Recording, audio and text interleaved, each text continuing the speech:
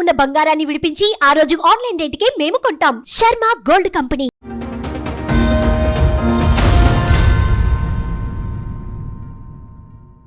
నాకంటే మా నాన్నకంటే పెద్ద ఆయన. అమ్మో, ఇప్పటికీ 13 మ్యారేజ్ అయింది. ఇప్పటికి 13 పెళ్ళిళ్ళు అయినాయి.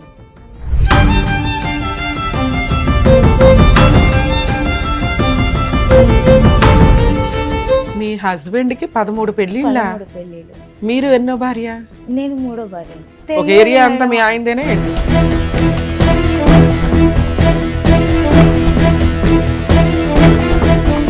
మూడో భార్య కింద ఎందుకు వెళ్లాల్సి వచ్చింది? ఒక భార్య చనిపోయింది. సెకండ్ భార్య ఉంది. మీ నాన్న వయసు ఉన్న వ్యక్తిని 12 ఏళ్ల పిల్లనిచ్చి చేయాల్సిన అవసరం ఏంటి?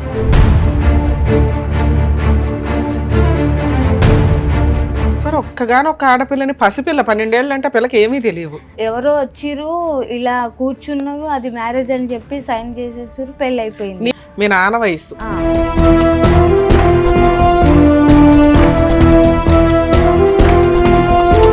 చేసుకోవాలి, నా కష్టం తెచ్చుకోవాలి. ₹1 పెట్టేవాడు కాదు, పెట్టాడు. నువ్వేం చేసినా పర్లేదు, నాకు అవసరం లేదు, నువ్వేమన్నా చేసుకో, ఎవరి తనకు నువ్వు.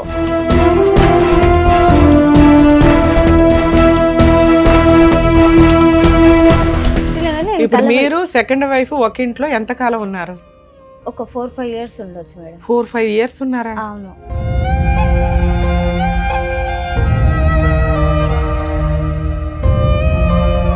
సెకండ్ డెలివరీ ఎందుకు తెచ్చుకున్నావు? ఈ లాజిక్ నాకు అర్థం కావట్లేదు. పని చేసుకుంటున్నా. పని చేసుకుంటే పర్వాలేదా? సెకండ్ డెలివరీ, థర్డ్ డెలివరీ అట్లా కానొచ్చా?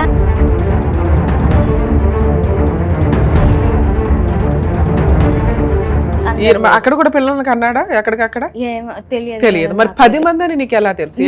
నేను పట్టుకున్నాను. 10 మందిని పట్టుకున్నావా? నేను పట్టినాను, మళ్ళీ కేసు కూడా పెట్టినా వీటి గురించి.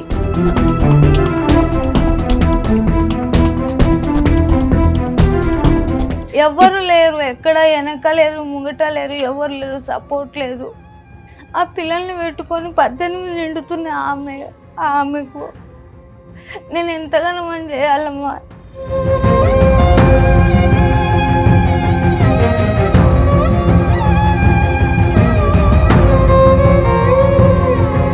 సార్ ఎన్ని పెళ్లిళ్ళు చేసుకున్నారు సార్ మీరు? ఇంతకే మీ వయసుకి 12 ఏళ్ల పిల్లలు పెళ్లి చేసుకుంటారా?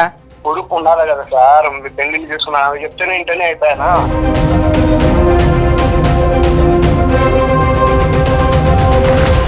మేడం నమస్తే అండి. మేడం మీ పేరేంటి, ఎక్కడి నుంచి వచ్చారు? నా పేరు ఫస్ట్ కృష్ణవేణి, తర్వాత సాజిత అని. ఓ, కృష్ణవేణి ఎలియాస్ సాజిత. ఏంటి ముస్లిం పేరు? ముస్లిం పేరు అంటే నేను ముస్లిం అబ్బాయిని పెళ్లి చేసుకున్నారా? ఓకే, పెళ్లి చేసుకున్నా. ఎక్కడి నుంచి వస్తున్నారు మేడం మీరు? నేను శంషాబాద్ నుంచి. శంషాబాద్, ఓకే. శంషాబాద్ నుంచి వస్తున్నా. అది అయితే ఇక్కడ షాయిన్ నగర్ అని ఉంది, బార్కాస్ అక్కడ.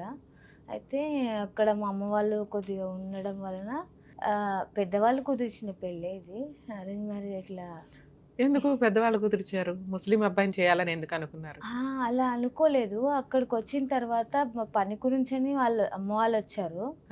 12 years అప్పుడు నాకు. ఓకే. హాస్టల్లో. ఎన్ని ఇయర్స్ బ్యాక్ స్టోరీ ఇది? 2007లో. 2007కి మీకు 12 years? ఓకే.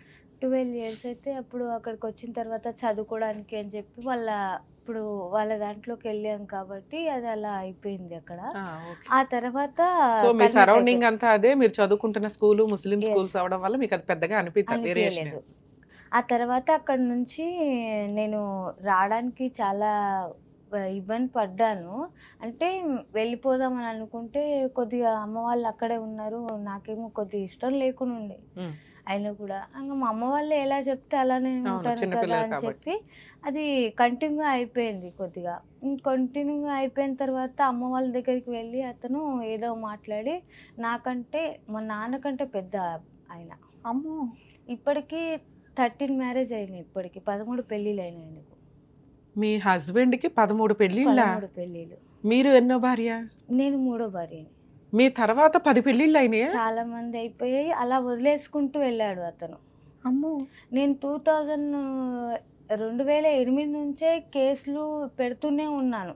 2007లో మీకు మ్యారేజ్ అయింది. మ్యారేజ్ 8 నుంచి మీకు సీన్ అర్థమైంది. ఆ. మీరు అప్పటికి మూడో భార్య కింద ఎందుకు వెళ్లాల్సి వచ్చింది? ఒక భార్య చనిపోయింది. ఆ, ఒక రెండో భార్య చనిపోతే 2 పాపలు ఉన్నారు అతనికి. ఒక ఓకే. అబ్బాయి ఒక అమ్మాయి. ఆ తర్వాత నెక్స్ట్ మళ్ళీ వేరే ఎవరైతే పెళ్లి చేసుకున్నారో ఆమెను చేసుకున్నాక ఒక కొడుకు మళ్ళీ ఒక బిడ్డ. నలుగురు నలుగురు అప్పటికి. అయిపోయారు అప్పటికి. ఆ తర్వాత అప్పుడు నాకు ఐడియా లేదు, నాకు తెలియదు కూడా. ఉమ్. ఇంట్లోనే మీకు ఇల్లరికంగా వస్తాను నేను బయటికి ఏం తీసుకోను అమ్మాయిని అంటే సెకండ్ భార్య ఉంది, మీ నాన్న వయసు ఉన్న వ్యక్తిని 12 ఏళ్ల పిల్లనిచ్చి చేయాల్సిన అవసరం ఏంటి? అది మీరు ఫైనాన్షియల్ వీక్, మీకు కుదరలా, మీ అవును. ఇంట్లో వాళ్ళు ఇవన్నీ పక్కన పెట్టండి. అవును, ఒక సెకండ్ వైఫ్ ఉంది కదా. అది తెలియనివ్వలేదు. సరే తెలియలేదు, ఫస్ట్ వైఫ్ చనిపోయిందని తెలుసుగా, అప్పుడు మీరు సెకండ్ భార్యగా వెళ్తున్నారుగా. అది కూడా అది తెలియదు, కూడా అసలు మ్యారేజ్ తెలియలేదా? కూడా అయ్యిందని తెలియదు మేడం మాకు. వాళ్ళు ఎక్కడ వాళ్ళు, మీరు ఎక్కడ వాళ్ళు? అతను కర్నూలు అంటారు. అతను. అంత కర్నూలు సంబంధం ఎలా వచ్చింది మీకు? కర్నూలు అంటే ఇక్కడనే సెటిల్ అయిపోయింది. ఒక 2 ఇయర్స్ ఆయన ఎంతో 10 ఏళ్ళు 11 అవును, ఏళ్ళు 10 ఏళ్ల ఉన్నప్పుడు నుంచి ఇక్కడ సరే సెటిల్ అయినప్పుడు 2007, 8, 6 అంటే కనీసం చుట్టుపక్కల వాళ్ళు ఎవరు, వాళ్ళ ఫ్యామిలీస్ ఏంటి అందరికీ తెలుస్తాయి కదా. ఎవరు చెప్పలేకపోయారు మేడం. అక్కడ మీరు ఎంతమంది మొత్తం అమ్మా మీ ఇంట్లో? నేను మా 2 తమ్ముళ్ళు. నువ్వు ఉన్నదా ఒక్కతే ఆడపిల్లవు కదా, అంత ఒక్కదాన్నే. కంగారేంటి మీ ఇంట్లో? అది అర్థం కాలేదు, అతను ఏం చేసిండో ఏమైందో అసలు ఏం అర్థం మీ కాలేదు. నాన్నగారు తాగుపోతా? లేదు మేడం. మరి ఒక్కగానొక్క ఆడపిల్లని, పసిపిల్ల 12 ఏళ్ళు అంటే పిల్లకి ఏమీ తెలియవు. అర్థం కాకుండా అదొక మ్యారేజ్ అంటే ఎవరో వచ్చిర్రు ఇలా కూర్చున్నారు, అది మ్యారేజ్ అని చెప్పి సైన్ చేసేసారు, పెళ్ళి అయిపోయింది. నీకంటే తెలియదమ్మా, మీ అమ్మ నాన్నకైతే బుద్ధి ఉండాలి కదా, బతికే ఉన్నారా ఇప్పటికి? అమ్మ చనిపోయింది, నాన్న, నాన్న ఉన్నాడు. మీ బ్రదర్స్? మా 2 తమ్ముళ్ళు చిన్నవాళ్ళు. వాళ్ళు ఇప్పుడు పెద్దోళ్ళు అయి ఉంటారు కదా, వాళ్ళకి పెళ్ళిళ్ళు అయినాయా? అయిపోయింది. ఓకే. అయితే ఇంకా తర్వాత అది 2007 మార్చి 18కి మ్యారేజ్ అయ్యింది. డిసెంబర్ అదే 2007 డిసెంబర్కు పెద్ద అమ్మాయి పుట్టింది. 1 ఇయర్కే పెద్ద పాప. అంటే మీకు ఎంతమంది పిల్లలు? చెప్పొచ్చలేదు, మెన్సెస్ అయిపోయినాం కదా మేడం. అది అయిపోయిన ఒక 2 డేస్కే నేను అలా అన్నందుకు అది అలా అయిపోయింది. ఇంకా ప్రెగ్నెంట్ తొందరగా వచ్చింది, నాకు కొద్దిగా అవ్వలేదు పిల్లలని. 13వ ఏట పిల్లని కన్నావు. నార్మల్ కూడా, అది కూడా సిజరింగ్ అయితే ఏం లేదు. తర్వాత అది అయిపోయిన తర్వాత నేను వెళ్ళాను. ఈయనకి ఆల్రెడీ ఫస్ట్ ఒక భార్య చనిపోయి 2 పిల్లలు, సెకండ్ ఒక భార్య 2 పిల్లలు, ఇవన్నీ నీకు ఎప్పుడు తెలిసినాయి? పాప పుట్టాక. ఫస్ట్ పాప పుట్టినాక మీకు ఎంతమంది పిల్లలు? 2 అమ్మాయిలు. ఎందుకమ్మా ఇద్దరు కంటే ఈ 10 మందికి ఇంకెంతమంది ఉన్నారు? ఒక ఏరియా అంతా మీ ఆయనదేనా ఏంటి? మొత్తం చూసా నేను. నేను ఇంకా అవన్నీ ఏం చేయలేకపోయి ఇంకా కేసులు 2008లో ఒక ఫస్ట్ కూతురు పుడుతున్న టైంలో మీకు అర్థమైంది ఈయనకి మీరు థర్డ్ భార్య అని, సెకండ్ వైఫ్ ఉందని.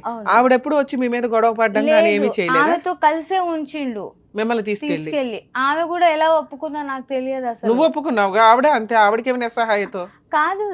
కాదు మేడం, అలా ఉన్నప్పుడు అంటే నాకంటే కోపం వచ్చింది, నేను కేసులు పెట్టాను.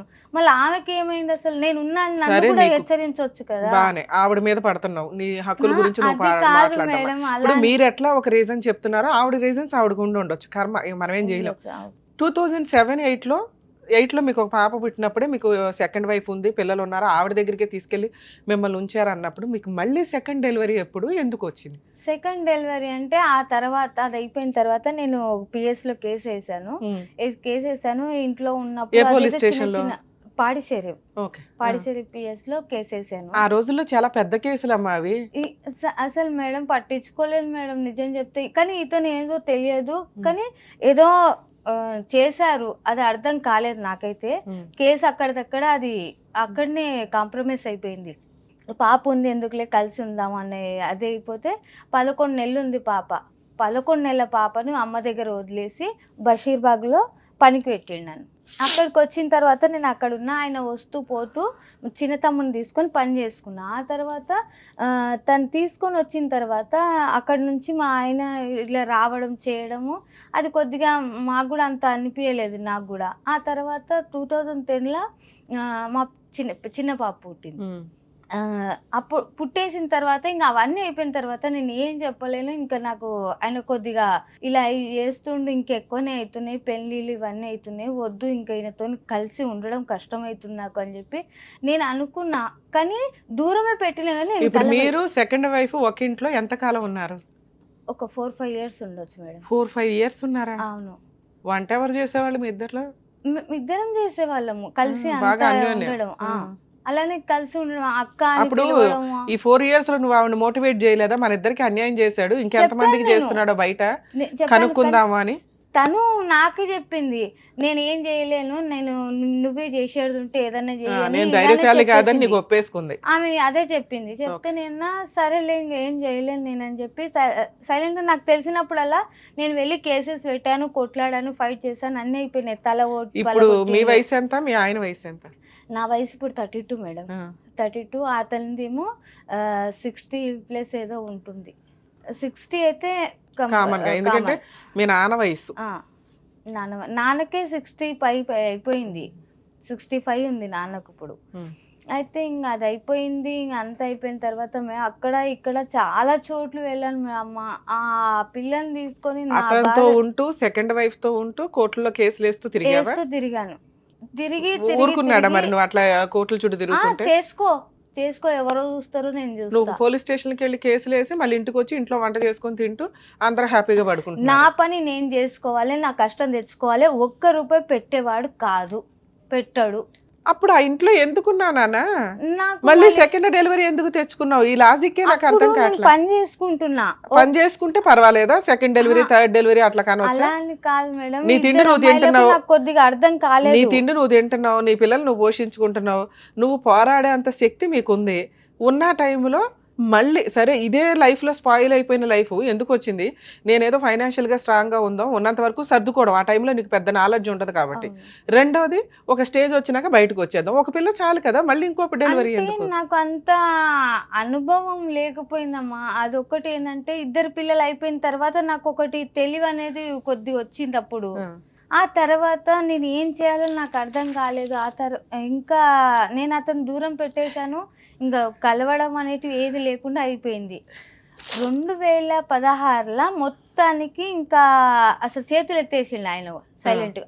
ఇక్కడ నేను అతను అలా ఉంటారు, ఇంటి ముంగటనే ఇల్లు ఉంది. ఇప్పుడు అతని ఇంట్లోనే ఉంటున్నాను నేను. ఇక్కడ దాకా వచ్చినా కూడా నువ్వేం చేసినా పర్లేదు, నాకు అవసరం లేదు, నువ్వేమన్నా చేసుకో, ఎవరి తనగా నువ్వు.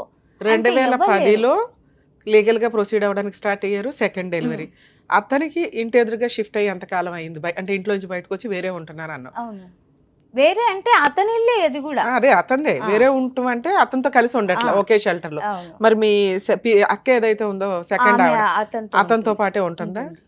ఉంటుంది. మధ్యలో ఈ 10 మంది ఇప్పుడు 15 ఏళ్ళు నువ్వు చెప్తున్న స్టోరీ, వాళ్ళంతా వదులుకుంటూ వెళ్ళిపోయారు మేడం. అతనికి ఏం చేయండో ఏం చేసిండో అవన్నీ వదిలేసుకుంటూ. సో మీ ఇద్దరు పర్మనెంట్ గా ఉన్నారు. ఆ తర్వాత 10 మంది అక్కడ కూడా పిల్లలకి అన్నాడా? ఎక్కడికక్కడ తెలియదు. మరి 10 మంది అని నీకు ఎలా తెలుసు? నేను పట్టుకున్నాను, 10 మందిని పట్టుకున్నావా? నేను పట్టినాను. మళ్ళీ కేసు కూడా పెట్టినా వీటి గురించి. ఎవరు ఆమె శ్వేతారెడ్డి అని ఉండే, అక్కడికి వెళ్తే అక్కడ కేసు అయింది 498A. ఓకే, అది కేసు అయింది. దాని గురించి తిరుగుతున్నాడు. ఇంకా నేను ఏం చేయలేను అంటే, నా పిల్లలకే కావాలి, నాకేం అవసరం లేదు ఇప్పుడు. సో ఏదైనా ఒక ఫుల్ అండ్ ఫైనల్ సెటిల్మెంట్ చేస్తే బాగుండు అనుకుని 15 ఏళ్ల నుంచి పోరాడుతున్నామా. ఇప్పటిదాకా ఎక్కడ పోయినా సరే తిరుగుడు అవుతుంది, అంతకు మించి ఏం అవ్వట్లేదు నాకు. సరూర్నగర్ ఉమేష్ పిఎస్కి వెళ్ళా, బాలాపూర్కి వెళ్ళా, పాడిషేరికి వెళ్ళినా, ఇంకా చాలా చోటుకి వెళ్ళినా. ఇలా కూడా వచ్చిన, ఇంకా ఇక్కడికి వెళ్ళాలి, ఇంకెప్పటిదాకా వెళ్ళాలి. కోర్టుకి వెళ్ళావా? ఎందుకని? నాకు ఇవ్వలేదు కదా ఏది, నాకు అసలు రప్పిలే, చెప్పలేదు, ఫోన్ చేయలేదు. కోర్టుకి వెళ్ళాలి కదా, కోర్టుకి ఎందుకు వెళ్ళాలి? అంటే కోర్టుకి వెళ్ళాలి అంటే నాకు కాల్ వస్తే నేను వెళ్తాను కదమ్మా, నాకు అర్థం కాలేదు అది. అడ్వకేట్ని ఎందుకు పెట్టుకోలే?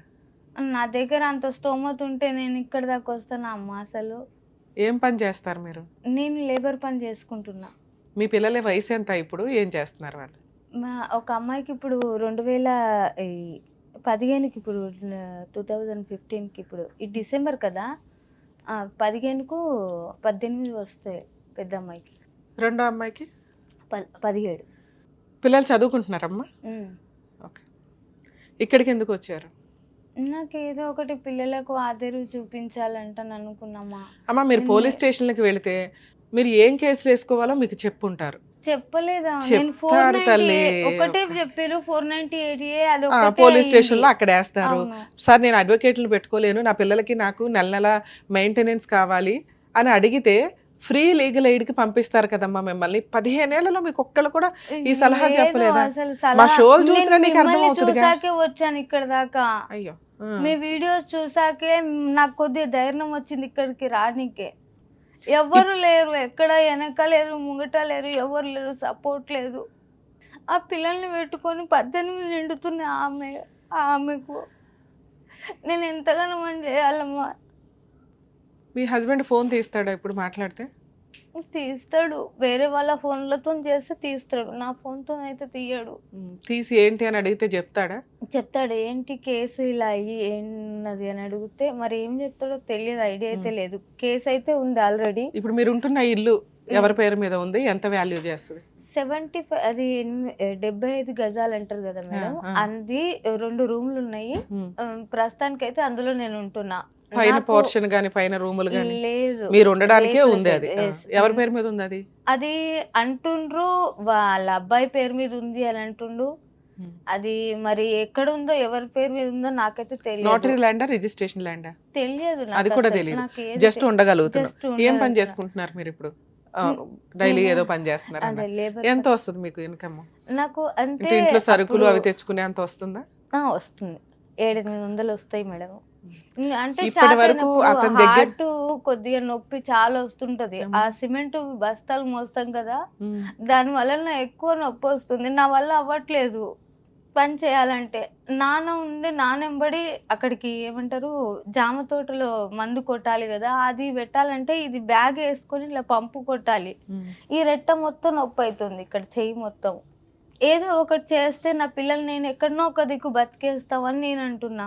ఆయనకైతే పిల్లలకు ఒక్కసారి ఇప్పటిదాకా 10 మందికి సెటిల్ చేశాడు కదా, ఆ సెటిల్మెంట్ ఏదో నువ్వు కూడా చేసుకోవచ్చు. అంటున్నామా, నీ కాళ్ళు కూడా మొక్కుతాయి ఆ పిల్లలకు ఒకటి ఏమన్నా ఏ ఆదేరువు. అంతకు మించి నేనేం కోరతలేను. ఉన్న కేసులన్నీ తీసేస్తాను. 1 లక్ష రూపాయలు పెట్టి ఆడ అడ్వకేట్ పెట్టి వకీల్ని పెట్టిరు, అక్కడ పెట్టి ఆ 1 లక్ష రూపాయలు ఆడనే ఉన్నాయి. ఇప్పుడు కూడా ఉన్నాయి అవి. నేను పోయి ఆ 1 లక్ష రూపాయలు వేస్తే పిల్లల పేరు మీద వేస్తే ఏమన్నా అవుతాయి కదా అని నేను చెప్తే నేను రాను. నేను ఎవరి దగ్గర అంటే సెటిల్మెంట్ చేసుకున్నారా 1 లక్ష రూపాయలకి? అంటే కేసు తీసేసుకున్నాము, తీసుకుంటే 1 లక్ష ఇస్తా అని చెప్పిండు నాకు. అదే 1 లక్ష నేను కేసు తీసేస్తా పోని, ఆ 1 లక్ష రూపాయలు పిల్లల పేరు మీద వేస్తే ఏమన్నా అవసరానికి వస్తాయి కదా అని చెప్పింది. నేను నేను నీ ఎంబడి రాను. నేను నా ఎంబడి రాకపోతే నువ్వు వేరేగా రా, నేను వేరేగా పోతా. కోర్టులో కేసు పేపర్లు తీసుకొచ్చారా? ఫోటోలు కూడా అసలు దిగలేదు, కానీ ఏదో ఒక ఫోటో ఉండాలి కదా అని చెప్పి ఈ ఫోటో అయినది. ఇది అందరినీ ఇలా ముస్లింల అంటే హిందువులను మనని ముస్లింలుగా మారుస్తాడు అతను. ఈయన అందరినీ మార్చేస్తాడు. అది ఏం చదువుతాడో మరి ఏం ఊపుతాడో. అంటే ఇప్పుడు మాట్లాడచ్చు ఇవి అంటే ఆయన మార్చి అందరికి చూపిస్తాడు ఇలా. ఓకే, హిందూ మహిళల్ని ఇట్లా ముస్లిమ్స్ కింద మార్చాను అనేది ఒక ట్రస్ట్ అన్నమాట. అసలు మెయిన్ గా రీజన్ ఏంటంటే అసలు చెప్పొద్దు కానీ లేడీస్ అయితే మా హస్బెండ్ ఎవరు లేకపోతే వాళ్ళని మాత్రం తెచ్చుకుంటాడు, ఈయన పెళ్లి చేసుకుంటాడు, లేకపోతే వేరేలకు డబ్బులకు పెళ్లి చేసిస్తాడు. దారుణం. హిందువుల్ని ముస్లిం గా మార్చే ఒక ట్రస్ట్. అదేంటమ్మా ఎంఓయూ సెటిల్మెంట్ అయిన డీడా? కాదు మేడం, ఇది డైవర్స్ అని చెప్పి ఇల్లు రాసిస్తుందని చెప్పి నా దగ్గర 2016 సైన్ తీసుకుండు. కానీ అది ఏమంటారు నేను విడిచిపెడుతున్నానని చెప్పి రాపించుకున్నంట. అయినా కూడా పర్లేదు నేను ఎట్లయినా విడిచిపెడుతున్నా అని చెప్పి నేను. ఇది ఇచ్చాడు. ఇల్లు ఇచ్చాడా? ఇల్లు ఇవ్వలేదు, ఏమి ఇవ్వలేదు. మరి ఇల్లు ఇవ్వకుండా నువ్వు సంతకాలు ఎట్లా పెడతావమ్మా? ఇల్లు ఇచ్చిన రోజు పెట్టాలి కదా. అది పెట్టించుకున్న తర్వాత నాకు తెలిసింది ఆ సంగతి. అయినా కూడా దాని గురించి వాల్యూ లేదు మేడం. అసలు సిగ్నేచర్ అయితే పెట్టావు కదా, ఇదేం వ్యాలిడ్ కాదు కానీ లీగల్ గా సిగ్నేచర్లు పెట్టినట్టు లెక్క కదా. ఎందుకు పెట్టాలి ఇట్లాంటివి అయినా అని ఆ పేపర్ల మీద బతుకుతాడు ఆయన. అదే ఇప్పుడు ఇది ఉంది అమ్మాయి. సో ఈ అమ్మాయి థర్డ్ వైఫ్ అండి, కాబట్టి ఆవిడ మ్యూచువల్ గా ఒప్పేసుకుంది, అందుకని నేను వేరే పెళ్లి చేసుకున్నాను అంటాడు. ఇప్పుడు నేను మాట్లాడినా కూడా వేరే పెళ్లి చేసుకున్నాను, నేను 10 పెళ్లిళ్ళు చేసుకున్నాడు, 1-2 కాదు నేను మేడం. నేను చేసుకున్నా అంటున్నారా అంటున్నా. మీరు కాదమ్మా, మీ హస్బెండ్ చేసుకున్నాడు. నువ్వు యాడ్ చేసుకున్నావు 2 పిల్లలు పెట్టుకుని. అదే తెలివిగా అయితే రాయించుకున్నాడు నీ అవసరాన్ని వాడుకొని. ఓకే, 2020లో కేసు పెట్టావు. 2020లో కాదు మేడం, ఇది నేను అప్పుడు చాలా రోజులు ముగ్గురు మీద అయిపోతుంది. పెట్టావు కదమ్మా, వీళ్ళు ఎవరు? వాళ్ళు జైనా బేగం, కొట్టిర్రు. మహమ్మద్ ఎవరు వీళ్ళు? వాళ్ళ పిల్లలే. వీళ్ళిద్దరు వాళ్ళ పై పిల్లలా? నుంచి చెట్టుపై నుంచి రాయితో తలపైన కొడితే పగిలిపోయింది తల. ఈ కేసు సెటిల్మెంట్ చేసుకోమని అడిగాడా? సెటిల్మెంట్ 498 ఎందుకు వేయలేదు? ఇది 498 వేసాను మేడం. అది ఇది 498 కదమ్మా. నిన్ను ఎవరో బలవంగా కొడితే, ఆ, గ్రూప్ ఆఫ్ పీపుల్స్ ముగ్గురు కలిపి కొడితే ఈ సెక్షన్స్ కొట్టినందుకు కేసు. ఇది కొంచెం Okay. పెద్ద కేసే. ఇప్పుడు మీరు ఏమైనా వేసి ఉంటే ఇప్పటిదాకా పోలీస్ స్టేషన్ కేసులే వేశారు. ఆ. ఒకటి 498 వేశారు, ఇంకొకటి ఇక్కడ కొట్టినందుకు వాళ్ళు వచ్చి నీ మీద ఎందుకు అవును. కొట్టారు? అంత అది సీన్ ఎందుకు వచ్చింది? వాళ్ళకి ఆల్రెడీ నేను- అలవాటే కదా, ఎంతమంది పిన్నులు అన్నా ఉంటారు. మూతలు ఇట్లా కూర్చున్న పనికెళ్ళి వచ్చిన Okay. ఇలా కూర్చుంటే ఏదో వాయిస్ వస్తుంటే బయట ఎవరిదో అని చెప్పి కూర్చున్నా. ఆ పై నుంచి చూస్తూ ఉంటారు, రోజు అదే ఉంటది వాళ్ళకు. రోజు చూస్తూ ఉన్నారు. వాళ్ళు ఏం చేసారంటే అక్కడ నుంచి రాయి సరిగ్గా ఇంట్లోకి వచ్చింది. అది అలా కొట్టగానే ఇక్కడ తగిలితే అప్పుడు సిఐ భాస్కర్ సార్ ఉండే కాల్ చేస్తే నన్ను రాత్రి 12 గంటలకు ఉస్మానియాకు పంపించారు. అక్కడ నుంచి స్లిప్ తీసుకురమ్మని చెప్పారు. అలా అక్కడ తీసుకొచ్చిన తర్వాత మార్నింగ్ ఇక్కడ ఇది ఎఫ్ఐఆర్ అయింది ఆ కాపీ. ఓకే, సరే మీకేం కావాలి? ఇక్కడ దాకా రావడానికి రీజన్ ఏంటి? రీజన్ ఏం లేదు మేడం, పిల్లల కోసమే నేను వచ్చిన. అసలు ఏం లేదు, నాకు పిల్లలకు ఏదైనా ఒక ఆదేరు చూపిస్తే ఆ పిల్లల్ని చదివించుకొని నేను బతికించుకుంటా. అమ్మ, మీరు ఇక్కడ దాకా వచ్చారు కాబట్టి ఒక ట్రయల్ నేను ఫోన్ చేసి మాట్లాడతాను. ఒకవేళ ఫోన్లో మేడం మేము సెటిల్మెంట్ చేసుకుంటామండి, ఆల్రెడీ ఒక అడ్వకేట్ ఎవరో ఉన్నారు అంటున్నారు, మీరు సెటిల్మెంట్ అయిన లేదు, ప్రపోజల్ అతను వదిలేశారు. వాళ్ళు వదిలేశాడు. అక్కడ ₹1,00,000 ఉన్నాయి అన్నారు, అక్కడే ఉన్నాయి. అవి ఆయన దగ్గర ఉన్నాయి. ఆయన దగ్గర, వాళ్ళ దగ్గర ఉన్నాయి. అట్లా ఎట్లా ఉంచుకుంటాడమ్మా? లేదు అడ్వకేట్ ఉంచుకోరు మేడం, కదా. ఉన్నాయి, అక్కడే ఉన్నాయి. సో ఇప్పుడు ఆ ఆయన సెటిల్మెంట్ కూడా వస్తే- నీకు పెద్ద యూజ్ లేదు. ఈయన వస్తే వస్తే ఇస్తా ఇస్తాడు. అని చెప్పిండు. అంటే ఇద్దరు ఆ కలిసి వస్తే ఒక్క ఇస్తా నిమిషం అంటుండు. తల్లి, అమ్మ. మీ ఇద్దరు వెళ్ళి కేసు క్లోజ్ చేసుకుంటే ఆ ₹1,00,000 ఆయన మీకు ఇచ్చేస్తాడు. ఆ, ఓకే, మిగతా ఇంకేం వద్దా? ₹1,00,000 చాలా మీకు? ఆహా, నేను అలా ఆ అనలేదు. ఒక్క కేసుకే ₹1,00,000. కేసుకు ఫుల్ అండ్ ఫైనల్ సెటిల్మెంట్ కి మీకు ఏమి ఇస్తారు అనేది మీ ఏమి అవసరం. ఇస్తారో ఇంకా అది మీకే తెలియాలి మేడం. సరే, ఒకసారి ట్రై చేసి మాట్లాడతాను తల్లి. ఓకే. కానీ మాట్లాడిన తర్వాత మాకు తెలుసు ఈ స్టేజ్ లో ఆయన వెంటనే ఒక ఫోన్ కి రియాక్ట్ అయిపోయి 15 ఏళ్ళు 25 ఏళ్ళ పంచాయతీ మీదంతా. అవును, సో అట్లాగేనండి ఇంత ఇచ్చేస్తా అంత ఇస్తా అనడు. అవును. మీరు ప్రాపర్ వేలో న్యాయ పోరాటం చెయ్యాలి. కోర్టులు ఉన్నవే మీలాంటి వాళ్ళని ఆదుకోవడానికి. అవును. మీరు ఆ మాత్రం ఫైటింగ్ చెయ్యకపోతే ఇగో ఇట్లాగే 50 మందిని చేసుకుంటా వెళ్తూ ఉంటాడు. మీలో కొంచెం ధైర్యం అయితే ఉంది. దానికి మీరు అడ్వకేట్లు పెట్టుకోలేరు కాబట్టి ఫ్రీగా ఎలా చేసుకోవాలి, నా వరకు నేను ఎంతవరకు నీకు హెల్ప్ చేయగలను అనేది చెప్తాను. ఉమ్. హలో, హలో, అబ్దుల్లా గారా మాట్లాడేది? చెప్పండి మేడం. నేను హైకోర్టు అడ్వకేట్ రమ్యాని మాట్లాడుతున్నానండి, సుమన్ టీవీ న్యాయవేదిక ప్రోగ్రామ్ నుంచి. మీ wife second wife, third wife, fifth wife నాకు తెలియదు కానీ సాజిదా బేగం గారు మా దగ్గరకు వచ్చారు. 2008 నుంచి నేను నరకం పడుతున్నానండి, 10 నుంచి కోర్టుల చుట్టూ పోలీస్ స్టేషన్ల చుట్టూ తిరుగుతున్నాను, నన్ను వచ్చి కొట్టారు, అదొక ఎఫ్ఐఆర్ అయ్యింది. ఆ కేసు క్లోజ్ చేసుకోవడం ఒక లాయర్ దగ్గర ₹1,00,000 సెటిల్మెంట్ మాట్లాడారు, అది అక్కడే ఉండిపోయింది. నా పిల్లలకి నాకు ఏదైనా న్యాయం చేయించి ఫుల్ అండ్ ఫైనల్ సెటిల్మెంట్ చేయించండి, లేదా కేసులు వేయడానికి లీగల్ సపోర్ట్ ఇవ్వండి అని అడిగారు. కాదమ్మా, ఒకసారి మీ హస్బెండ్తో మాట్లాడతాము, ఏమైనా సెటిల్మెంట్ చేసుకుంటారేమో, అవ్వకపోతే అప్పుడు లీగల్ సపోర్ట్ చేస్తామండి అని చెప్పాం. మరి మీరేమన్నా ఫుల్ అండ్ ఫైనల్ సెటిల్మెంట్ మీ పిల్లలకి ఏమన్నా చేయగలరా లేదా? మా పిల్లలకు చేయకుండా ఎట్లా ఉంటాం మేడం మేము? సో ఆవిడ ఆల్రెడీ మీ ఇంటి ఆపోజిట్లోనే 75 గజాలు ఇంట్లో ఉంటుందట. మరి పిల్లలకి ఇప్పుడు మేము లీగల్ సపోర్ట్ ఇచ్చామంటే డొమెస్టిక్ వైలెన్స్లు మెయింటెనెన్స్లు వేసుకుని ఆ ప్రాపర్టీ అట్లాగే అటాచ్మెంట్ చేయడం, ఆ క్రిమినల్ కేసులు కొంచెం స్ట్రాంగ్గా ఫైట్ చేయడం, మా దాకా నమ్ముకొని వచ్చినాక మేము 100% సపోర్ట్ చేయాల్సి వస్తుంది కదా సార్. అలా లేకుండా మీరు ఆల్రెడీ ఏమిటో 60 years అబోవ్ ఉంటుందట, మరి ఇంత చిన్నపిల్లని ఎందుకు చేసుకున్నారు? మా దాకా అసలు ఇట్లాంటి రావడమే మాకు కష్టంగా అనిపిస్తుంది వినటానికి. ఏం సెటిల్మెంట్ చేసుకుంటారు, ఎక్కడికి పంపించాలి? కోర్టులో కేసు నడుస్తుంది మేడం, నేను అడ్వకేట్ నంబర్ ఇస్తా మాట్లాడుకుంటాను. మీ అడ్వకేట్తో ఏ కోర్టులో ఏ కేసు నడుస్తుంది? నేను అడుగుతున్నది కేసు, క్రిమినల్ కేసుల గురించి కాదు, ఫుల్ అండ్ ఫైనల్ సెటిల్మెంట్ పిల్లలకి ఆవిడకి ఏం న్యాయం చేయగలరు అని. ఆల్రెడీ కేసుకు తిరుగుతున్నా మేడం నేను. మా అడ్వకేట్ నంబర్ ఉంది, నంబర్ ఇస్తాను, లేకుంటే అడ్వకేట్ తో మాట్లాడిస్తాను. మీ నంబర్ ఇదేనా? ఇదే, ఈ నెంబరేనండి. మీకు సెటిల్మెంట్ చేసుకునే ఉద్దేశం ఉంటే ఒక 1 week టైం ఇస్తున్నాం సార్, మీ అడ్వకేట్ తోటి మాట్లాడించండి, లేదా ఇక ఈవిడికి ఫ్రీ లీగల్ ఎయిడ్ ఎట్లా కేసులు వేయాలి ఏంటని చేయిస్తాం. కోర్టే చేస్తుంది ఇంకా న్యాయం.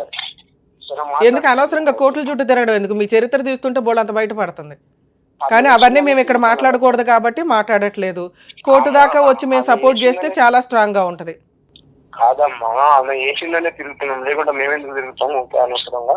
వేసింది కాబట్టి తిరుగుతున్నారా? ఆ 2 కేసులు వేరు సార్. ఇప్పుడు ఇంకా పిల్లలకి ఏమి ఇంతవరకు ₹1 ఇవ్వలేదంట. పిల్లలు ఎట్లా చదువుతున్నారు ఏంటి, వాళ్ళ పెళ్లిళ్ళు ఏంటి, ఏం ఈ ఖర్చులన్నీ చదువుతున్నారు ఉంటాయి కదా.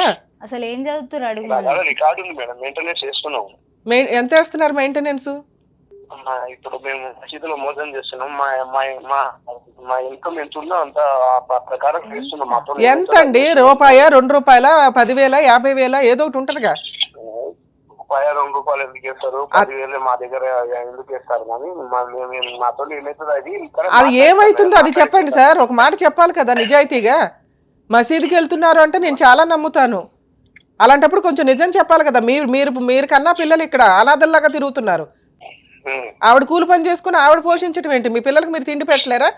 అలాంటప్పుడు అంతమంది పిల్లల్ని కనటం ఎందుకు? సరే మాట్లాడిస్తాను. మాట్లాడుదురు సార్. ఒక మాట మీరు చెప్పండి, ఎంత వేస్తున్నారు మెయింటెనెన్స్ అది చెప్పండి.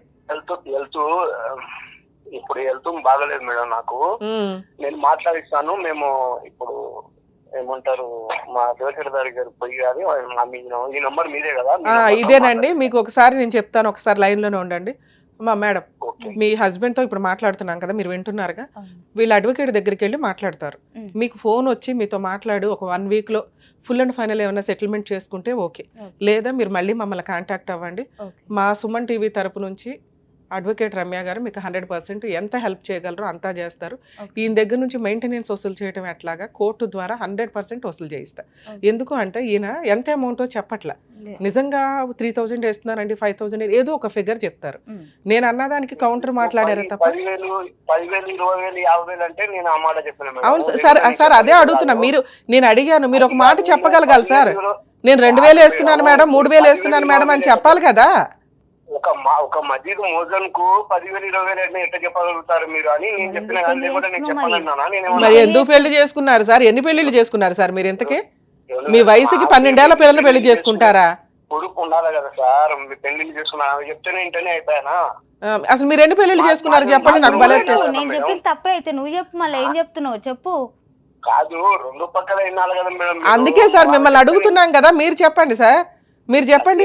నేను 2 క్వశ్చన్లు అడుగుతున్నాను సార్, ఇంకేం అడగట్లా. మీరు ఎట్లాగో మీ అడ్వకేట్ ద్వారా మాట్లాడతానన్నారు, ఆయనతో మాట్లాడతాం.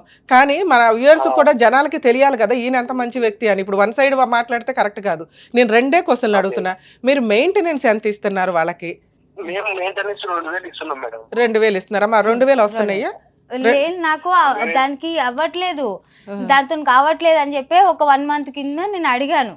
కాదయ్యా దాంతో అవ్వట్లేదా, 2,000 తోటి ఈ రోజుల్లో 2,000 తోటి నీకు ఇల్లు గడిచిపోవాలి. ఒక్క నిమిషం, ఒక వారం లోపల తీసుకొని పోతే సార్ ఈ 2,000, 10,000 పంచాయతీలు వద్దు కానీ ఫుల్ అండ్ ఫైనల్ సెటిల్మెంట్ చేసేయండి. వాళ్ళకు 20 లక్షలు, 10 లక్షలు ఏం మాట్లాడుకుంటారో ఒకసారి మాట్లాడుకోండి. మేడం ఇది సెటిల్మెంట్ అయిపోయిందండి అని అమ్మాయి మాకు 1 week లో ఫోన్ చేస్తే ఓకే. లేదా మీరు మీ లాయర్ ద్వారానే కోర్టులో మాట్లాడుకుంటారు. అలాగే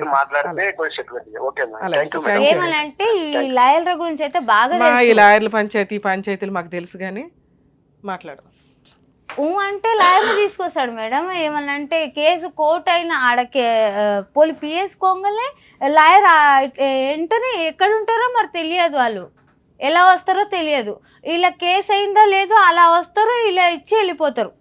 తల్లి మీరు కనీసం 2,000 వేస్తున్నారనే మాట మాకు చెప్పాలి ఫస్ట్ గా. అది బేసిక్ కదా.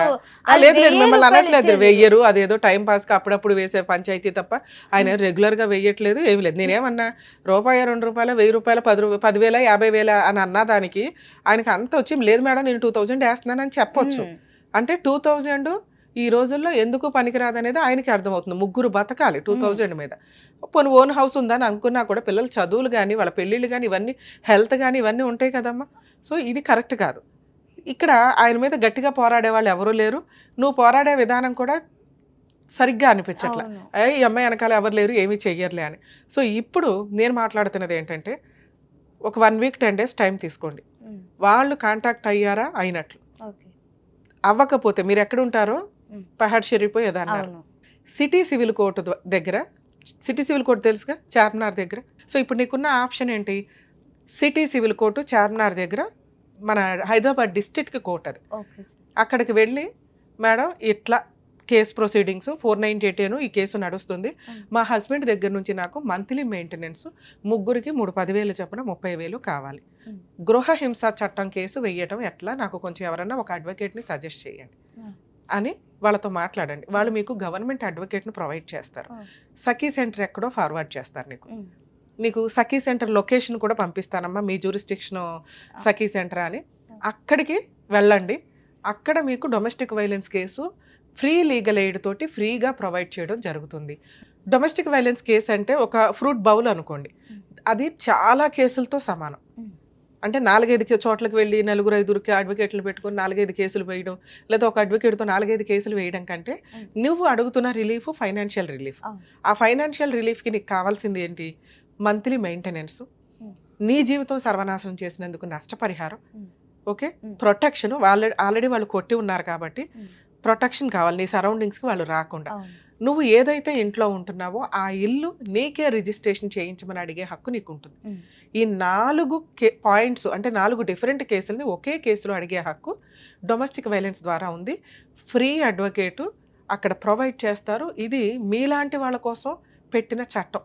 అందరూ ఎవరు పడితే వాళ్ళు వాడుకుంటున్నారు, కానీ అడ్వకేట్లు పెట్టుకోలేక ఉన్నంతలో న్యాయం కోసం పోరాడే వాళ్ళు ఫ్రీగా చేసే పని. సో మీకు ఆ లొకేషన్ పంపిస్తాను. మీ హైదరాబాద్ జ్యూరిస్డిక్షన్ది సఖీ సెంటర్ ఎక్కడికి వస్తుందో మీరు అట్లా వెళ్ళి మాట్లాడండి.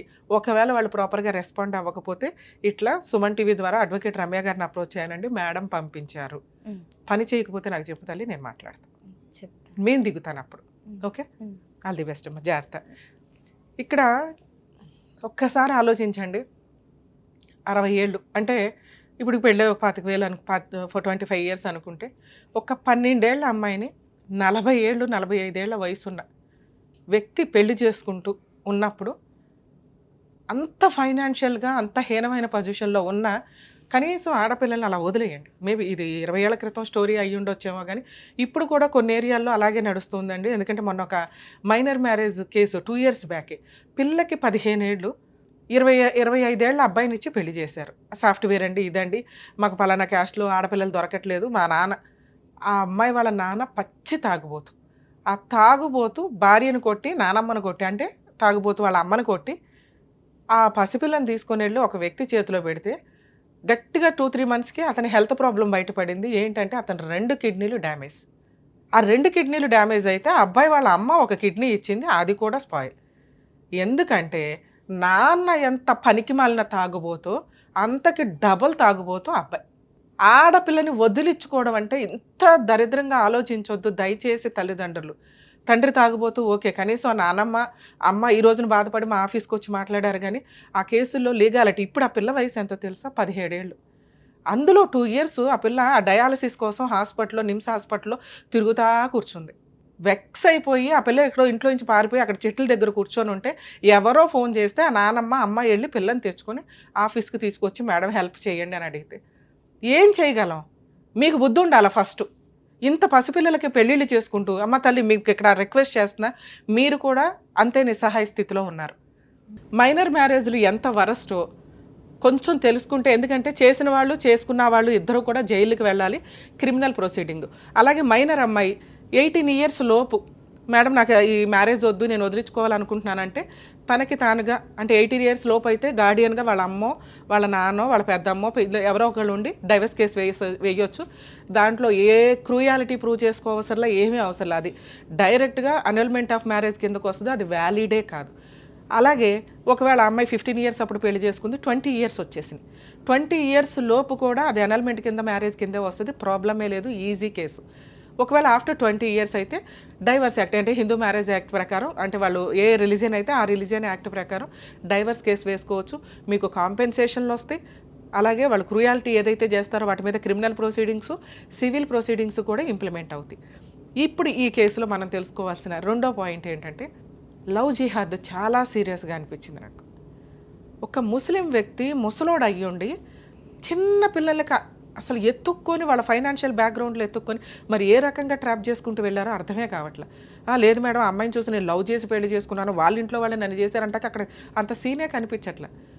ఒక వ్యక్తి యొక్క ఫైనాన్షియల్ ఇదో వాళ్ళ చెడు అలవాటల్లో ట్రాప్ చేసుకుంటూ వెళ్తున్నారు అనేది కూడా కొంత అర్థం అవుతుంది. ఇందులో లవ్ జిహాద్ ఉందా లేదా మనకు తెలియకపోయినప్పటికీ ఈ కేసు అసహ్యకరంగానే ఉంది వినటానికి. ఒక ఏరియాలో రిలీజియన్స్లో ఉన్నప్పుడు మనకి ఏ రిలీజియన్ ఒకటే, మనం అందరం కలిపే మనకు ఊహ తెలిసిన దగ్గర నుంచి పెరుగుతున్నాం.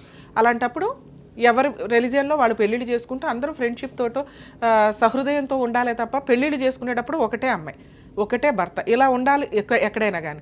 ఇక్కడ ఇతనికి ఈవిడ థర్డ్ వైఫ్, కనీసం ఫస్ట్ 2 వైఫ్లు పెళ్ళిళ్ళ గురించి వీళ్ళకి నాలెడ్జ్ కూడా లేదు.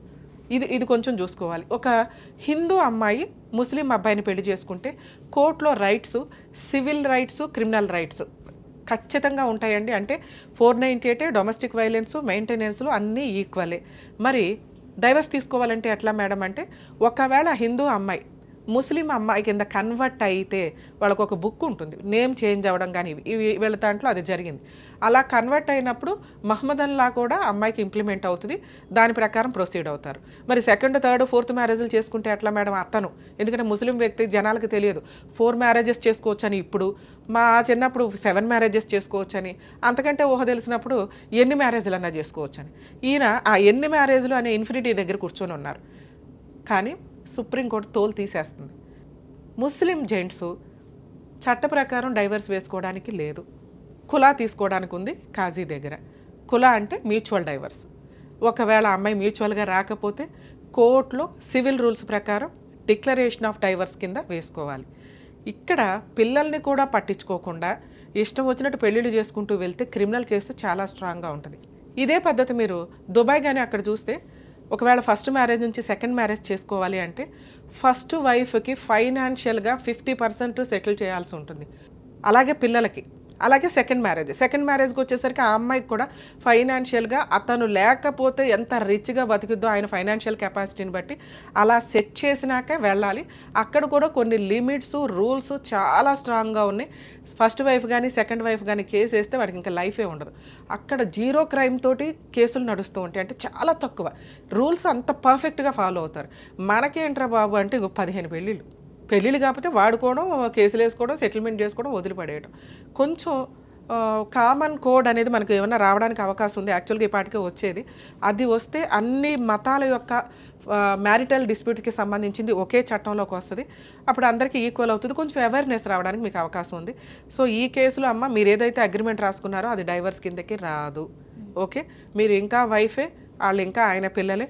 ఆయనకి ఎన్ని పెళ్ళిళ్ళు అయినాయి అనేది తర్వాత ఛాలెంజ్ చేయడానికి ముందైతే మీరు ఫైనాన్షియల్గా సెటిల్మెంట్ అడుగుతున్నారు కాబట్టి మీరు డైవర్స్ ఇచ్చినా ఇవ్వకపోయినా మీకు పెద్ద ఫరక్ పడదు.